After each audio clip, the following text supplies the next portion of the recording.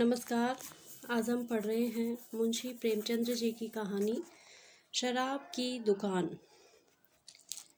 Congress committee में यह सवाल पेश था, शराब और ताड़ी की दुकानों पर कौन धरना देने जाए। कमेटी के 25 मेंबर सिर झुकाए बैठे थे, पर किसी के मुंह से बात ना निकलती थी। मामला बड़ा नाजुक था।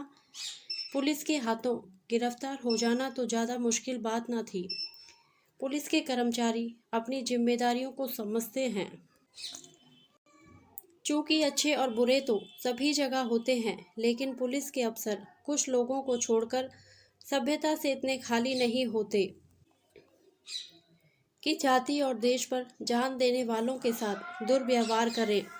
लेकिन नशेबाजों में यह जिम्मेदारी कहाँ। उनमें तो अधिकांश ऐसे लोग होते हैं कि जाति और देश पर जान देने वालों के साथ दुर्व्यवहार करें, लेकिन नशेबाजों में यह जिम्मेदारी कहाँ। उनमें तो अधिकांश लोग ऐसे होते हैं जिन्हें घुड़की धमकी के सिवा और किसी शक्ति के सामने झुकने की आदत नहीं। मारपीट से नशा हिरन हो सकता है, पर शांतिवादियों के लिए तो वह दरवाज़ा बंद है। तब कौन इस ओखली में सिर दे, कौन पियक्कड़ों की गालियाँ खाए। बहुत संभव है कि वे हाथापाई कर बैठे। उनके हाथों पिटना किसे मंजूर हो सकता था। फिर पुलिस वाले भी बैठे तमाशा ना देखेंगे, उन्हें और भी भड़काते रहेंगे। पुलिस की शह पाकर ये नशे के बंदे जो कुछ ना कर डालें, वह थोड़ा ईंट का जवाब पत्थर से नहीं दे सकते, और इस समुदाय पर विनती का कोई असर नहीं। एक मेंबर ने कहा, मेरे विचार में तो इन जातों में पंचायतों को फिर संभालना चाहिए। इधर हमारी लापरवाही से उनकी पंचायतें निर्जीव हो गई हैं। इसके सिवा मुझे तो और कोई उपाय नहीं सूझता। सभापति ने कहा, हाँ, यह एक उपाय है, मैं इसे नोट किए लेता हूँ, पर धरना देना ज़रूरी है। दूसरे महाशय बोले, उनके घरों पर जाकर समझाया जाए तो अच्छा असर होगा। सभापति ने अपनी चिकनी खोपड़ी सहलाते हुए कहा, यह भी अच्छा उपाय है, मगर धरने को हम लोग त्याग नहीं सकते। फिर सन्नाटा हो गया। पिछली कतार में एक देवी भी मौन बैठी हुई थी। जब कोई मेंबर बोलता, वह एक नज़र उसकी तरफ डालकर फिर सिर झुका लेती थी। यही कांग्रेस की लेडी मेंबर थी। उनके पति महाशय जीपी सक्सेना कांग्रेस के अच्छे काम करने वालों में थे। उनका देहांत हुए 3 साल हो गए। मिसेस सक्सेना ने इधर 1 साल से कांग्रेस के कामों में भाग लेना शुरू कर दिया था, और कांग्रेस कमेटी ने उन्हें अपना मेंबर चुन लिया था। वह शरीफ घरानों में जाकर स्वदेशी और खद्दर का प्रचार करती थी। जब कभी कांग्रेस की प्लेटफार्म पर बोलने खड़ी होती, तो उनका जोश देखकर ऐसा मालूम होता था मानो आकाश में उड़ जाना चाहती हैं। कुंदन का सा रंग लाल हो जाता था। बड़ी बड़ी करुण आँखें, जिनमें जल भरा हुआ मालूम होता था, चमकने लगती थी। बड़ी खुशमिजाज और इसके साथ बला की निर्भीक स्त्री थी। दबी हुई चिंगारी थी जो हवा पाकर दहक उठती है। उनके मामूली शब्दों में इतना आकर्षण कहाँ से आ जाता था, कह नहीं सकते। कमेटी के कई जवान मेंबर जो पहले कांग्रेस में बहुत कम आते थे, अब बिला नागा आने लगे थे। मिसेस सक्सेना कोई भी प्रस्ताव करे, उनका अनुमोदन करने वालों की कमी न थी।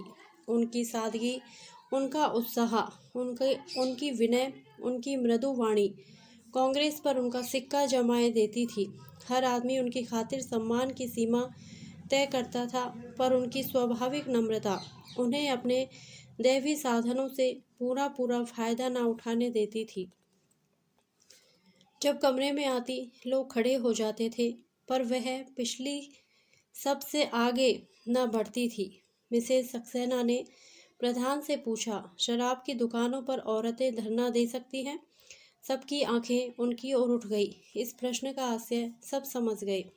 प्रधान ने कातर स्वर में कहा, महात्मा जी ने तो यह काम औरतों ही के सुपुर्द करने पर जोर दिया है, पर मिसेस सक्सेना ने उन्हें अपना वाक्य पूरा ना करने दिया। बोली, तो फिर मुझे इस काम पर भेज दीजिए। लोगों ने कौतूहल की आंखों से मिसेज सक्सेना को देखा।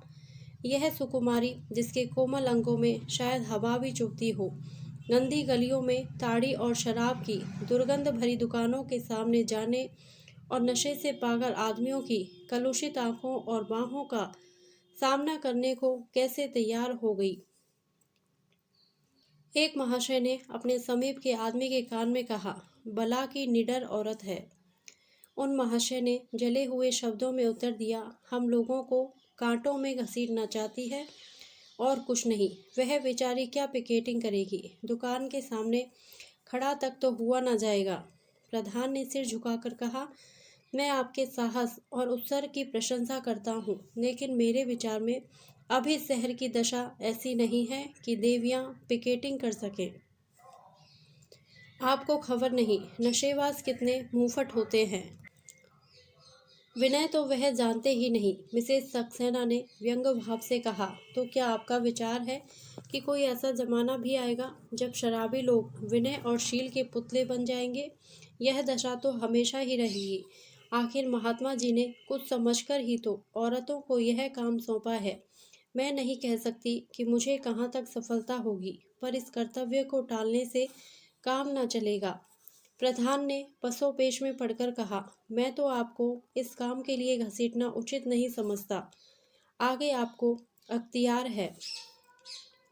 मिसेस सक्सेना ने जैसे विनय का आलिंगन करते हुए कहा, मैं आपके पास फरियाद लेकर न आऊँगी कि मुझे फला आदमी ने मारा या गाली दी।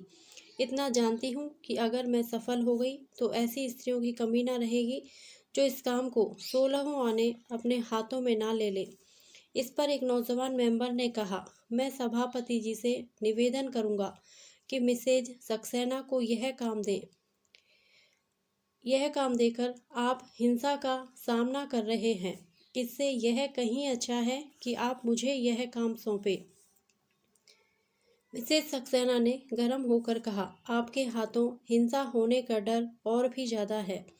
इस नौजवान मेंबर का नाम था जयराम। एक बार एक कड़ा व्याख्यान देने के लिए जेल हो आए थे, पर उस वक्त उनके सिर गृहस्थी का भार न था। कानून पढ़ते थे। अब उनका विवाह हो गया था, 2-3 बच्चे भी हो गए थे। दशा बदल गई थी। दिल में वही जोश, वही तड़प, वही दर्द था, पर अपनी हालत से मजबूर थे। मिसेज सक्सेना की ओर नम्र आग्रह से देखकर बोले, आप मेरी खातिर इस गंदे काम में हाथ न डालें। मुझे 1 सप्ताह का अवसर दीजिए। अगर इस बीच में कहीं दंगा हो जाए तो आपको मुझे निकाल देने का अधिकार होगा। मिसेज सक्सेना जयराम को खूब जानती थी। उन्हें मालूम था कि यह त्याग और साहस का पुतला है और अब तक परिस्थितियों के कारण पीछे दुबका हुआ था। इसके साथ ही वह यह भी जानती थी कि इसमें वह धैर्य और बर्दाश्त नहीं है जो पिकेटिंग के लिए लाजमी है। जेल में उसने दारोगा को अपशब्द कहने पर चांटा लगाया था और उसकी सज़ा 3 महीने और बढ़ गई थी। बोली, आपके सिर गृहस्थी का भार है। मैं घमंड नहीं करती, पर जितने धैर्य से मैं यह काम कर सकती हूँ, आप नहीं कर सकते। जयराम ने उसी नम्र आग्रह के साथ कहा, आप मेरे पिछले रिकॉर्ड पर फैसला कर रही हैं। आप भूल जाती हैं कि आदमी की अवस्था के साथ उसकी उद्दंडता घटती जाती है। प्रधान ने कहा, मैं चाहता हूँ महाशय जयराम इस काम को अपने हाथ में ले। जयराम ने प्रसन्न होकर कहा, मैं सच्चे हृदय से आपको धन्यवाद देता हूँ। मिसेज सक्सेना ने निराश होकर कहा, महाशय जयराम, आपने मेरे साथ बड़ा अन्याय किया है और मैं इसे कभी क्षमा ना करूँगी। आप लोगों ने इस बात का आज नया परिचय दे दिया कि पुरुषों के अधीन स्त्रियां अपने देश की सेवा भी नहीं कर सकती। दूसरे दिन तीसरे पहर जयराम 5 स्वयंसेवकों को लेकर बेगमगंज के शराब खाने की पिकेटिंग करने जा पहुंचा। ताड़ी और शराब दोनों की दुकानें मिली हुई थी। ठेकेदार भी एक ही था। दुकान के सामने सड़क की पटरी पर अंदर के आंगन में नशेबाजों की टोलियां विष में अमृत का आनंद लूट रही थी। कोई वहां अफलातून से कम न था। कहीं वीरता की ढींग थी, कहीं अपने दान दक्षिणा के पचड़े, कहीं अपने बुद्धि कौशल का अलाप। अहंकार नशे का मुख्य रूप है। एक बूढ़ा शराबी कह रहा था, भैया, जिंदगानी का भरोसा नहीं। हाँ, कोई भरोसा नहीं। मेरी बात मान लो, जिंदगानी का कोई भरोसा नहीं। बस यही खाना खिलाना याद रह जाएगा। धन दौलत जगह जमीन सब धरी रह जाएगी। दो ताड़ी वालों में एक दूसरी बहस छिड़ी हुई थी। हम तुम रियाया है भाई। हमारी मजाल है कि सरकार के सामने सिर उठा सके। अपने घर में बैठकर बादशाह को गालियां दे लो, लेकिन मैदान में आना कठिन है। कहाँ की बात है भैया, सरकार तो बड़ी चीज है। लाल पगड़ी देखकर तो घर भाग जाते हो।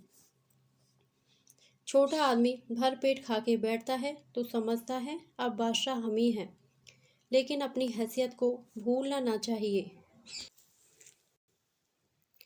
बहुत पक्की बात कहते हो खान साहब। अपनी असलियत पर डटे रहो। जो राजा है वह राजा है, जो प्रजा है वह प्रजा है। भला प्रजा कहीं राजा हो सकता है? इतने में जयराम ने आकर कहा, राम राम भाइयों, राम राम। 5-6 खद्दरधारी मनुष्यों को देखकर सभी लोग उनकी ओर शंका और कौतूहल से ताकने लगे।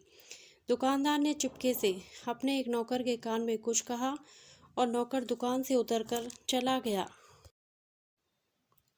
जयराम ने झंडे को जमीन पर खड़ा करके कहा, भाइयों, महात्मा गांधी का हुक्म है कि आप लोग ताड़ी शराब ना पिए। जो रुपये आप यहाँ उड़ा देते हैं वह अगर अपने बाल बच्चों को खिलाने पिलाने में खर्च करें तो कितनी अच्छी बात हो। जरा देर के नशे के लिए आप अपने बाल बच्चों को भूखों मारते हैं, गंदे घरों में रहते हैं, महाजन की गालियाँ खाते हैं। सोचिए, इस रुपए से आप अपने प्यारे बच्चों को कितने आराम से रख सकते हैं। एक बूढ़े शराबी ने अपने साथी से कहा, भैया, है तो बुरी चीज़, घर तबाह करके छोड़ देती है। मुदा इतनी उम्र पीते कट गई तो अब मरते दम क्या छोड़े। उसके साथी ने समर्थन किया, पक्की बात कहते हो चौधरी, जब इतनी उम्र पीते कट गई तो अब मरते दम क्या छोड़े। जयराम ने कहा, वाह चौधरी, यही तो उम्र है छोड़ने की। जवानी तो दीवानी होती है, उस वक्त सब कुछ मुआफ है। चौधरी ने तो कोई जवाब ना दिया, लेकिन उसके साथी ने, जो काला मोटा बड़ी बड़ी मूछों वाला आदमी था, सरल आपत्ति के भाव से कहा, अगर पीना बुरा है तो अंग्रेज क्यों पीते हैं। जयराम वकील था, उससे बहस करना भीड़ के छत्ते को छेड़ना था। बोला, यह तुमने बहुत अच्छा सवाल पूछा भाई। अंग्रेज़ों के बाप दादा अभी 150-200 साल पहले लुटेरे थे। हमारे तुम्हारे बाप दादा ऋषि मुनि थे। लुटेरों की संतान पिए तो पीने दो, उनके पास ना कोई धर्म है ना नीति। लेकिन ऋषियों की संतान उनकी नकल क्यों करे। हम और तुम उन महात्माओं की संतान हैं जिन्होंने दुनिया को सिखाया, जिन्होंने दुनिया को आदमी बनाया। हम अपना धर्म छोड़ बैठे, उसी का फल है कि आज हम गुलाम हैं। लेकिन अब हमने गुलामी की जंजीरों को तोड़ने का फैसला कर लिया है। और एकाएक थानेदार और 4-5 कांस्टेबल आ खड़े हुए। थानेदार ने चौधरी से पूछा, यह लोग तुमको धमका रहे हैं? चौधरी ने खड़े होकर कहा, नहीं हुजूर, यह तो हमें समझा रहे हैं। कैसे प्रेम से समझा रहे हैं कि वहाँ। थानेदार ने जयराम से कहा, अगर यहाँ फिसाद हो जाए तो आप जिम्मेदार होंगे। जयराम, मैं उस वक्त तक जिम्मेदार हूँ जब तक आप ना रहें। आपका मतलब है कि मैं फिसाद कराने आया हूँ? मैं यह नहीं कहता, लेकिन आप आए हैं तो अंग्रेजी साम्राज्य की अतुल शक्ति का परिचय जरूर ही दीजिएगा। जनता में उत्तेजना फैलेगी, तब आप पिल पड़ेंगे और 10-20 आदमियों को मार गिराएंगे। वही सब जगह होता है और यहाँ भी होगा। सब इंस्पेक्टर ने होठ चबाकर कहा, मैं आपसे कहता हूँ, यहाँ से चले जाइए, वरना मुझे जाब्ते की कार्यवाही करनी पड़ेगी। जयराम ने अविचल भाव से कहा, और मैं आपसे कहता हूँ कि आप मुझे अपना काम करने दीजिए। मेरे बहुत से भाई यहाँ जमा हैं और मुझे उनसे बातचीत करने का उतना ही हक है जितना आपको। इस वक्त तक सैकड़ों दर्शक जमा हो गए थे। दारोगा ने अफसरों से पूछे बगैर और कोई कार्रवाई करना उचित न समझा। अकड़ते हुए दुकान पर गए और कुर्सी पर पांव रखकर बोले, ये लोग तो मानने वाले नहीं हैं। दुकानदार ने गिड़गिड़ाकर कहा, हुजूर मेरी तो बधिया बैठ जाएगी। दारोगा, 2-4 गुंडे बुलाकर भगा क्यों नहीं देते? मैं कुछ ना बोलूँगा। हाँ, जरा एक बोतल अच्छी सी भेज देना। कल ना जाने क्या भेज दिया, कुछ मजा ही नहीं आया। थानेदार चला गया तो चौधरी ने अपने साथी से कहा, देखा कल्लू, थानेदार कितना बिगड़ रहा था। सरकार चाहती है कि हम लोग खूब शराब पिएं और कोई हमें समझाने न आए। शराब का पैसा भी तो सरकार ही में जाता है। कल्लू ने दार्शनिक भाव से कहा, हर एक बहाने से पैसा खींचते हैं सब। चौधरी, तो फिर क्या सलाह है तो बुरी चीज़। कल्लू, बहुत बुरी चीज़ है भैया, महात्मा जी का हुक्म है तो छोड़ ही देना चाहिए। चौधरी, अच्छा तो यह लो, आज से अगर पिए तो दोगला। यह कहते हुए चौधरी ने बोतल जमीन पर पटक दी। आधी बोतल शराब जमीन पर बहकर सूख गई। जयराम को शायद जिंदगी में कभी इतनी खुशी ना हुई थी। जोर जोर से तालियां बजाकर उछल पड़े। उसी वक्त दोनों ताड़ी पीने वालों ने भी महात्मा जी की जय पुकारी और अपनी हाड़ी जमीन पर पटक दी। एक स्वयंसेवक ने लपक कर फूलों की माला ली और चारों आदमियों के गले में डाल दी। सड़क की पटरी पर कई नशेबाज बैठे इन चारों आदमियों की तरफ उस दुर्बल भक्ति से ताक रहे थे जो पुरुषार्थहीन मनुष्यों का लक्षण है। वहाँ एक भी ऐसा व्यक्ति ना था जो अंग्रेजों की मांस मदिरा या ताड़ी को जिंदगी के लिए अनिवार्य समझता हो और उसके बगैर जिंदगी की कल्पना भी ना कर सके। सभी लोग नशे को दूषित समझते थे। केवल दुर्बल इंद्रिय होने के कारण नित्य आकर पी जाते थे। चौधरी जैसे घाघ पियक्कड़ को बोतल पटकते देखकर उनकी आंखें खुल गई। एक मरियल दाढ़ी वाले आदमी ने आकर चौधरी की पीठ ठोकी। चौधरी ने उसे पीछे ढकेल कर कहा, पीठ क्यों ठोकते हो जी, जाकर अपनी बोतल पटक दो। दाढ़ी वाले ने कहा, आज और पी लेने दो चौधरी, अल्लाह जानता है कल से इधर भूल कर भी ना आऊँगा। चौधरी, जितनी बची हो उसके पैसे हमसे ले लो, घर जाकर बच्चों को मिठाई खिला देना। दाढ़ी वाले ने जाकर बोतल पटक दी और बोला, लो तुम भी क्या कहोगे, अब तो हुए खुश। चौधरी, अब तो ना पियोगे कभी। दाढ़ी वाले ने कहा, अगर तुम पियोगे तो मैं भी ना पीऊँगा। जिस दिन तुमने पी उसी दिन फिर शुरू की। चौधरी की तत्परता ने दुराग्रह की जड़ें हिला दी। बाहर अभी 5-6 आदमी और थे। वे सचेत निर्लज्जता से बैठे हुए अभी तक पीते जाते थे। जयराम ने उनके सामने जाकर कहा, भाइयों, आपके 5 भाइयों ने अभी आपके सामने अपनी अपनी बोतल पटक दी, क्या आप लोगों को बाजी जीत ले जाने देंगे? एक ठिगने काले आदमी ने, जो किसी अंग्रेज का खानसामा मालूम होता था, लाल लाल आंखें निकाल कर कहा, हम पीते हैं, तुमसे मतलब, तुमसे भीख मांगने तो नहीं जाते। जयराम ने समझ लिया, अब बाजी मान ली। गुमराह आदमी जब विवाद करने पर उतर आए तो समझ लो वह रास्ते पर आ जाएगा। चुप्पा वह चिकना घड़ा है जिस पर किसी बात का असर नहीं होता। जयराम ने कहा, अगर मैं अपने घर में आग लगाऊं तो उसे देखकर क्या आप मेरा हाथ ना पकड़ लेंगे? मुझे तो इसमें रत्ती भर संदेह नहीं है कि आप मेरा हाथ ही ना पकड़ लेंगे, बल्कि मुझे वहां से जबरदस्ती खींच ले जाएंगे। चौधरी ने खानसामा की तरफ मुग्ध आंखों से देखा, मानो कह रहा है, इसका तुम्हारे पास क्या जवाब है? और बोला, जमादार, अब इसी बात पर बोतल पटक दो। खानसामा ने जैसे काट खाने के लिए दांत तेज कर लिए और बोला, बोतल क्यों पटक दूं? पैसे नहीं दिए हैं? चौधरी परास्त हो गया। जयराम से बोला, इन्हें छोड़िए बाबूजी, यह लोग इसी तरह मानने वाले असामी नहीं है। आप इनके सामने जान भी दे दें तो भी शराब ना छोड़ेंगे। हाँ, पुलिस की एक घुड़की पा जाएं तो फिर कभी इधर भूल कर भी न आए। खानसामा ने चौधरी की ओर तिरस्कार के भाव से देखा, जैसे कह रहा हो, क्या तुम समझते हो कि मैं मनुष्य हूँ, यह सब पशु हैं? फिर बोला, तुमसे क्या मतलब है जी, क्यों बीच में कूद पड़ते हो? मैं तो बाबूजी से बात कर रहा हूँ, तुम कौन होते हो बीच में बोलने वाले? मैं तुम्हारी तरह नहीं हूँ कि बोतल पटक कर वाह वाह कराऊँ, कल फिर मुंह में कालिक लगाऊँ, घर पर मंगवा कर पीऊँ। जब यहाँ छोड़ेंगे तो सच्चे दिल से छोड़ेंगे। फिर कोई लाख रुपए भी दे तो आंख उठाकर ना देखें। जयराम, मुझे आप लोगों से ऐसी ही आशा है।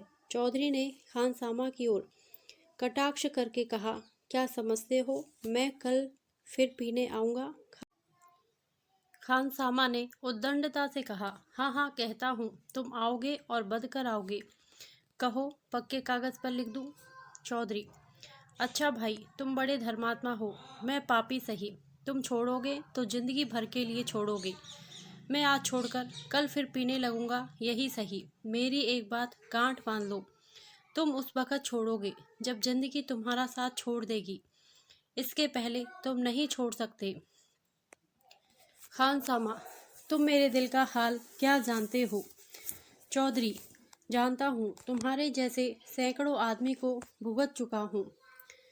खानसामा, तो तुमने ऐसे वैसे बेशर्मों को देखा होगा, हयादार आदमियों को ना देखा होगा। यह कहते हुए उसने जाकर बोतल पटक दी और बोला, अब अगर तुम इस दुकान पर देखना तो मुंह में कालिख लगा देना। चारों तरफ तालियां बजने लगी। मर्द ऐसे होते हैं। ठेकेदार ने दुकान के नीचे उतरकर कहा, तुम लोग अपनी अपनी दुकान पर क्यों नहीं जाते जी? मैं तो किसी की दुकान पर नहीं जाता। एक दर्शक ने कहा, खड़े हैं तो तुमसे मतलब, सड़क तुम्हारी नहीं है, तुम गरीबों को लूटे जाओ, किसी के बाल बच्चे भूखों मरे, तुम्हारा क्या बिगड़ता है? दूसरे शराबियों से, क्या यारों अब भी पीते जाओगे? जानते हो यह किसका हुक्म है? अरे कुछ भी तो शर्म करो। जयाराम ने दर्शकों से कहा, आप लोग यहाँ भीड़ न लगाएं और ना किसी को भला बुरा कहें। मगर दर्शकों का समूह बढ़ता जाता था। अभी तक 4-5 आदमी बेगम बैठे हुए कुल्हड़ पर कुल्हड़ चढ़ा रहे थे।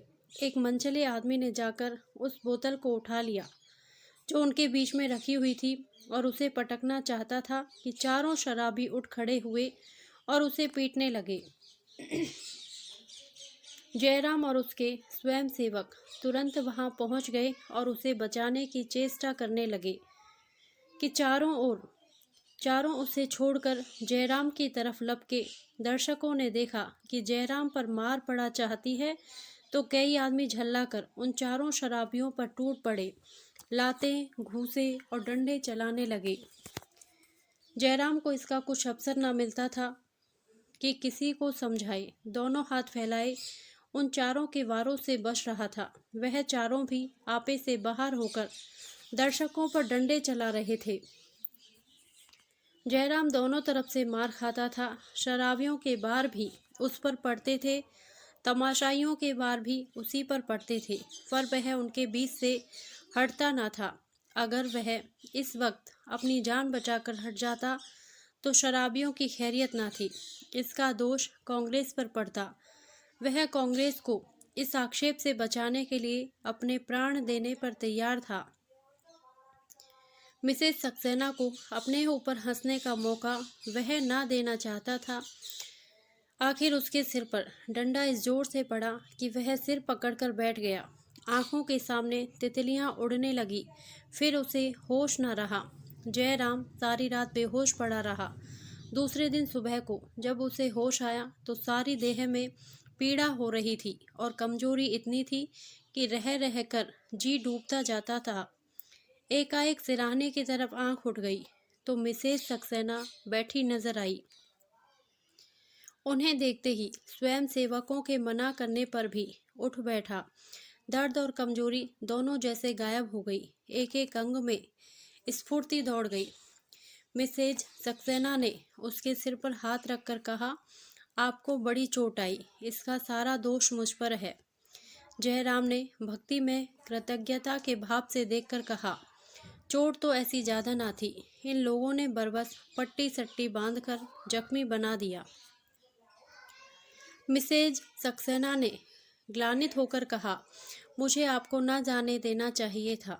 जयराम, आपका वहाँ जाना उचित न था। मैं आपसे अभी यही अनुरोध करूँगा कि उस तरफ न जाइएगा। मिसेज सक्सेना ने जैसे उन बाधाओं पर हंसकर कहा, वाह, मुझे आज से वहाँ पिकेट करने की आज्ञा मिल गई है। आप मेरी इतनी विनय मान जाइएगा। शोहदों के लिए आवाज़ कसना बिल्कुल मामूली बात है। मैं आवाज़ों की परवाह नहीं करती, तो फिर मैं आपके साथ चलूँगा। आप इस हालत में? मिसेज सक्सेना ने आश्चर्य से कहा। मैं बिल्कुल अच्छा हूँ, सच। यह नहीं हो सकता। जब तक डॉक्टर यह ना कह देगा कि अब आप वहाँ जाने के योग्य हैं, आपको ना जाने दूंगी, किसी तरह नहीं। तो मैं भी आपको ना जाने दूंगा, मिसेज सक्सेना ने मृदु व्यंग के साथ कहा। आप भी अन्य पुरुषों ही की भांति स्वार्थ के पुतले हैं, सदा यश खुद लूटना चाहते हैं, औरतों को कोई मौका नहीं देना चाहते। कम से कम यह तो देख लीजिए कि मैं भी कुछ कर सकती हूँ या नहीं। जयराम ने व्यथित कंठ से कहा, जैसी आपकी इच्छा। तीसरे पहर मिसेज सक्सेना 4 स्वयंसेवकों के साथ बेगमगंज चली। जयराम आंखें बंद किए चारपाई पर पड़ा था। शोर सुनकर चौंका और अपनी स्त्री से पूछा, यह कैसा शोर है? स्त्री ने खिड़की से झांक कर देखा और बोली, वह औरत जो कल आई थी, झंडा लिए कई आदमियों के साथ जा रही है, इसे शर्म भी नहीं आती। जयराम ने उसके चेहरे पर क्षमा की दृष्टि डाली और विचार में डूब गया। फिर वह उठ खड़ा हुआ और बोला, मैं भी वहीं जाता हूँ। स्त्री ने उसका हाथ पकड़कर कहा, अभी कल मार खाकर आए हो, आज फिर जाने की सूझी? जयराम ने हाथ छुड़ाकर कहा, तुम उसे मार कहती हो, मैं उसे उपहार समझता हूँ। स्त्री ने उसका रास्ता रोक लिया। कहती हूँ, तुम्हारा जी अच्छा नहीं है, मत जाओ। क्यों मेरी जान के ग्राहक हुए हो? उसकी देह में हीरे नहीं जड़े हैं जो वहाँ कोई नोच लेगा। जयराम ने मिन्नत करके कहा, मेरी तबीयत बिल्कुल अच्छी है चम्मू, अगर कुछ कसर है तो वह भी मिट जाएगी। भला सोचो, यह कैसे मुमकिन है कि एक देवी उन शोहदों के बीच में पिकेटिंग करने जाए और मैं बैठा रहूं? मेरा वहां रहना ज़रूरी है। अगर कोई बात आ पड़ी तो कम से कम मैं लोगों को समझा तो सकूंगा। चम्मू ने जलकर कहा, यह क्यों नहीं कहते कि कोई और ही चीज़ खींचे लिए जाती है? जयराम ने मुस्कुराकर उसकी ओर देखा, जैसे कह रहा हो, यह बात तुम्हारे दिल से नहीं, कंठ से निकल रही है, और कतरा कर निकल गया। फिर द्वार पर खड़ा होकर बोला, शहर में 3 लाख से कुछ कम ही आदमी हैं, कमेटी में भी 30 मेंबर हैं, मगर सब के सब जी चुरा रहे हैं। लोगों को अच्छा बहाना मिल गया कि शराब खानों पर धरना देने के लिए स्त्रियों ही की ज़रूरत है। आखिर क्यों स्त्रियों ही को इस काम के लिए उपयुक्त समझा जाता है? इसलिए कि मर्दों के सिर भूत सवार हो जाता है, और जहां नम्रता से काम लेना चाहिए वहां लोग उग्रता से काम लेने लगते हैं। वे देवियां क्या इसी योग्य हैं कि शोहदों के फिक्रे सुने और उनकी कुदृष्टि का निशाना बने? कम से कम मैं यह नहीं देख सकता। वह लंगड़ाता हुआ घर से निकल पड़ा। चम्मू ने फिर उसे रोकने का प्रयास नहीं किया। रास्ते में एक स्वयंसेवक मिल गया। जयराम ने उसे साथ लिया और एक तांगे पर बैठकर चला। शराब खाने से कुछ दूर इधर एक लेमनेड बर्फ की दुकान थी। उसने तांगे को छोड़ दिया और वॉलंटियर को शराब खाने भेजकर खुद उसकी दुकान में जा बैठा। दुकानदार ने लेमनेड का एक गिलास उसे देते हुए कहा, बाबूजी, कल वाले चारों बदमाश आज फिर आए हुए हैं। आपने ना बचाया होता तो आज शराब या ताड़ी की जगह हल्दी गुड़ पीते होते। जयराम ने गिलास लेकर कहा, तुम लोग बीच में ना कूद पड़ते तो मैंने उन सबों को ठीक कर लिया होता। दुकानदार ने प्रतिवाद किया, नहीं बाबूजी, वह सब छटे हुए गुंडे हैं, मैं तो उन्हें अपनी दुकान के सामने खड़ा भी नहीं होने देता। चारों 3-3 साल काट आए हैं। अभी 20 मिनट भी ना गुजरे होंगे कि एक स्वयंसेवक आकर खड़ा हो गया। जयराम ने संचित होकर पूछा, कहो, वहाँ क्या हो रहा है?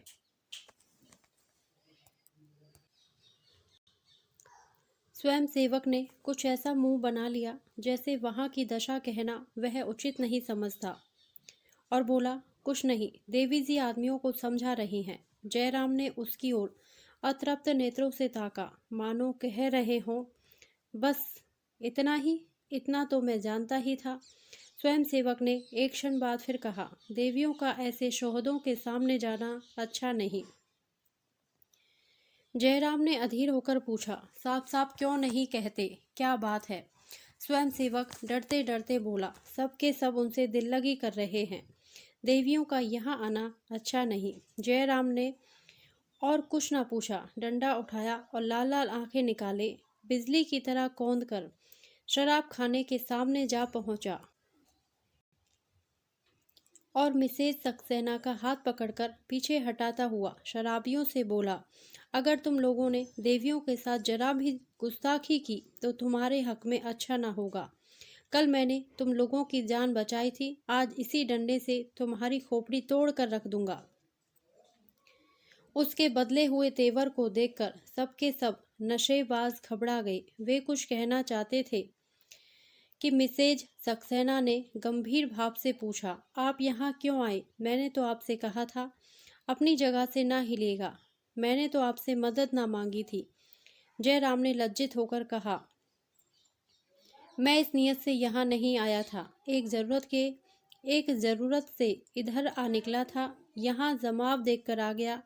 मेरे ख्याल में आप अब यहाँ से चलें। मैं आज कांग्रेस कमेटी में यह सवाल पेश करूँगा कि इस काम के लिए पुरुषों को भेजें। मिसेज सक्सेना ने तीखे स्वर में कहा, आपके विचार में दुनिया के सारे काम मर्दों के लिए हैं? जयराम, मेरा यह मतलब ना था। मिसेज सक्सेना, तो आप जाकर आराम से लेटें और मुझे अपना काम करने दें। जयराम वहीं सिर झुकाए खड़ा रहा। मिसेज सक्सेना ने पूछा, अब आप क्यों खड़े हैं? जयराम ने विनीत स्वर में कहा, मैं भी यहीं एक किनारे खड़ा रहूंगा। मिसेज सक्सेना ने कठोर स्वर में कहा, जी नहीं, आप जाएं। जयराम धीरे धीरे लदी हुई गाड़ी की भांति चला और आकर फिर उसी लेमनेड की दुकान पर बैठ गया। उसे जोर की प्यास लगी थी। उसने एक गिलास शरबत बनवाया और सामने मेज पर रखकर विचार में डूब गया, मगर आंखें और कान उसी तरफ लगे हुए थे। जब कोई आदमी दुकान पर आता तो वह चौंक कर उसकी तरफ ताकने लगता। वहाँ कोई नई बात तो नहीं हो गई। कोई आध घंटे बाद वही स्वयंसेवक फिर डरा हुआ सा आकर खड़ा हो गया। जयराम ने उदासीन बनने की चेष्टा करके पूछा, वहाँ क्या हो रहा है जी? स्वयंसेवक ने कान पर हाथ रखकर कहा, मैं कुछ नहीं जानता बाबूजी, मुझसे कुछ ना पूछिए। जयराम ने एक साथ ही नम्र और कठोर होकर पूछा, फिर कोई छेड़छाड़ हुई? स्वयंसेवक, जी नहीं, कोई छेड़छाड़ नहीं हुई। एक आदमी ने देवी जी को धक्का दे दिया, वे गिर पड़ी। जयराम निस्पंद बैठा रहा, पर उसके अंतराल में भूकंप सा मचा हुआ था। बोला, उनके साथ के स्वयंसेवक क्या कर रहे हैं?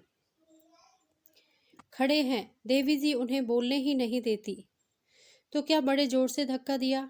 जी हाँ, गिर पड़ी, घुटनों में चोट आ गई। वे आदमी साथ पी रहे थे। जब एक बोतल उड़ गई तो उनमें से एक आदमी दूसरी बोतल लेने चला। देवी जी ने रास्ता रोक लिया, बस उसने धक्का दे दिया। वही जो काला काला मोटा सा आदमी है, कल वाले चारों आदमियों की शरारत है। जयराम उन्माद की दशा में वहां से उठा और दौड़ता हुआ शराब खाने के सामने आया। मिसेज सक्सेना सिर पकड़े जमीन पर बैठी हुई थी और वह काला मोटा आदमी दुकान के कटघरे के सामने खड़ा था। 50 आदमी जमा थे। जयराम ने उसे देखते ही लपक कर उसकी गर्दन पकड़ ली और इतने जोर से दबाई कि उसकी आंखें बाहर निकल आई। मालूम होता था उसके हाथ फौलाद के हो गए हैं। सहसा मिसेज सक्सेना ने आकर उसका फौलादी हाथ पकड़ लिया और भवें सिकोड़ कर बोली, छोड़ दो इसकी गर्दन, क्या इसकी जान ले लोगे? जयराम ने और जोर से उसकी गर्दन दबाई और बोला, हाँ ले लूंगा, ऐसे दुष्ट की यही सजा है। मिसेज सक्सेना ने अधिकार गर्व से गर्दन उठाकर कहा, आपको यहाँ आने का कोई अधिकार नहीं है। एक दर्शक ने कहा, ऐसा दबाओ बाबूजी कि साला ठंडा हो जाए। इसने देवी जी को ऐसा ढकेला कि बेचारी गिर पड़ी। हमें तो बोलने का हुक्म नहीं है, नहीं तो हड्डी तोड़कर रख देते। जयराम ने शराबी की गर्दन छोड़ दी। वह किसी बाज के चंगुल से छूटी हुई चिड़िया की तरह सहमा हुआ खड़ा हो गया। उसे एक धक्का देते हुए उसने मिसेज सक्सेना से कहा, आप यहाँ से चलती क्यों नहीं? आप जाएं, मैं बैठता हूँ। अगर एक छटांक शराब बिक जाए तो मेरा कान पकड़ लीजिएगा। उसका दम फूलने लगा। आंखों के सामने अंधेरा छा रहा था। वह खड़ा न रह सका। जमीन पर बैठकर रुमाल से माथे का पसीना पोंछने लगा। मिसेज सक्सेना ने परिहास करके कहा, आप कांग्रेस नहीं कि मैं आपका हुक्म मानूं। अगर आप यहाँ से न जाएंगे तो मैं सत्याग्रह करूंगी। फिर एकाएक कठोर होकर बोली, जब तक कांग्रेस ने इस काम का भार मुझ पर रखा है, आपको मेरे बीच में बोलने का कोई हक नहीं है। आप मेरा अपमान कर रहे हैं। कांग्रेस कमेटी के सामने आपको इसका जवाब देना होगा। जयराम तिलमिला उठा, बिना कोई जवाब दिए लौट पड़ा और बेग से घर की तरफ चला। पर ज्यों-ज्यों आगे बढ़ता था उसकी गति मंद होती जाती थी। यहाँ तक कि बाजार के दूसरे सिरे पर आकर वह रुक गया। रस्सी यहाँ खत्म हो गई। उसके आगे जाना उसके लिए असाध्य हो गया। जिस झटके ने उसे यहाँ तक भेजा था उसकी शक्ति अब शेष हो गई थी। उन शब्दों में जो कटुता और चोट थी उसमें अब उसे सहानुभूति और स्नेह की सुगंध आ रही थी। उसे फिर चिंता हुई, न जाने वहाँ क्या हो रहा है। कहीं उन बदमाशों ने और कोई दुष्टता ना की हो या पुलिस ना आ जाए। वह बाजार की तरफ मुड़ा, लेकिन एक कदम ही चलकर फिर रुक गया। ऐसे पसोपेश में वह कभी ना पड़ा था। सहसा उसे वहीं स्वयंसेवक दौड़ता आता दिखाई दिया। वह बदहवास होकर उससे मिलने के लिए खुद भी उसकी तरफ दौड़ा। बीच में दोनों मिल गए। जयराम ने हाँफते हुए पूछा, क्या हुआ?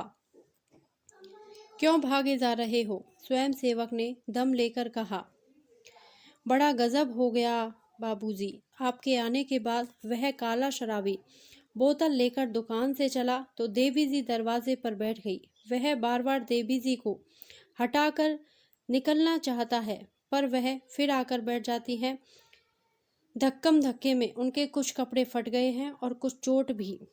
अभी बात पूरी ना हुई कि जयराम शराब खाने की तरफ दौड़ा।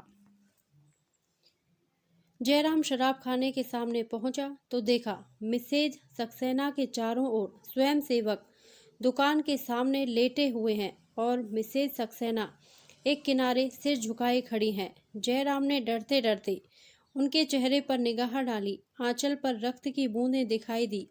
उसे फिर कुछ सुध न रही। खून की बेहद चिंगारियां जैसे उसके रोम रोम में समा गई। उसका खून खौलने लगा, मानो उसके सिर खून सवार हो गया हो। वह उन चारों शराबियों पर टूट पड़ा और पूरे जोर के साथ लकड़ी चलाने लगा। एक एक बूंद की जगह वह एक एक घड़ा खून बहा देना चाहता था। खून उसे कभी इतना प्यारा ना था। खून में इतनी उत्तेजना है इसकी उसे खबर ना थी। वह पूरे जोर से लकड़ी चला रहा था।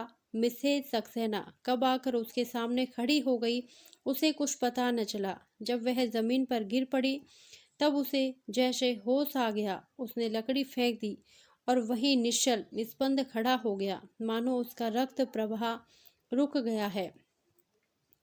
चारों स्वयंसेवकों ने दौड़कर मिसेज सक्सेना को पंखा झलना शुरू किया।